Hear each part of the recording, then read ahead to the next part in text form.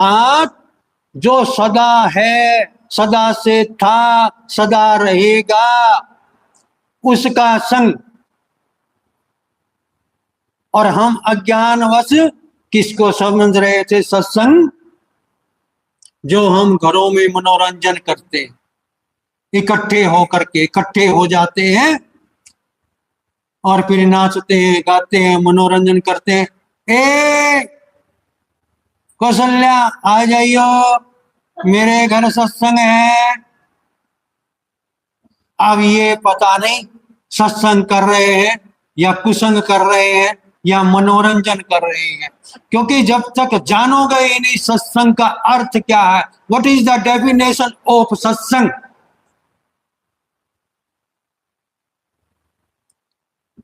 तो संग क्या करोगे जब तुम जानते ही नहीं सत्संग का अर्थ क्या है?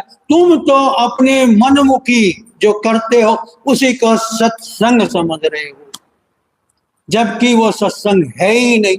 और जब तक ऐसा करते रहोगे कुछ भी फल की प्राप्ति नहीं होगी। जीरो। 100 की 0 से गुना करो, क्या आएगा? 0। 0 की जिससे गुना करोगे 0 आएगा। 1000 से गुना करोगे 0, 0 की। लाख से गुना करोगे 0 की, 0 बन जाएगा। करोड़ से गुना करोगे तो 0 बन जाएगा। अर्थात किसी फल की प्राप्ति नहीं। तो तुम क्या चाहते हो कि तुम ऐसा ही कर्म करते चलो सदा अज्ञानवश, जिससे किसी फल की प्राप्ति ही ना हो। अगर चाहते हो तो फिर करे जाओ वही।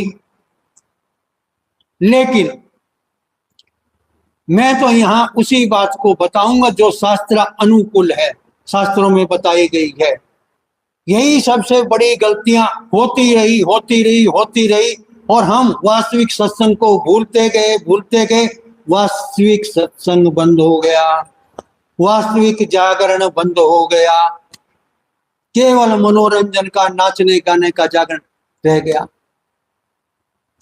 सत्संग तो वो होता है, जागरण तो वो होता है, भीतर में जागृति आए, भीतर में जग जाए, भीतर में ज्योत जग जाए, भगवान के नाम की लगन लग जाए, कुछ भीतर में पवित्रता आए, कुछ भीतर में दिव्यता आए, निर्मलता आए, कोमलता आए, अज्ञानता मिट जाए।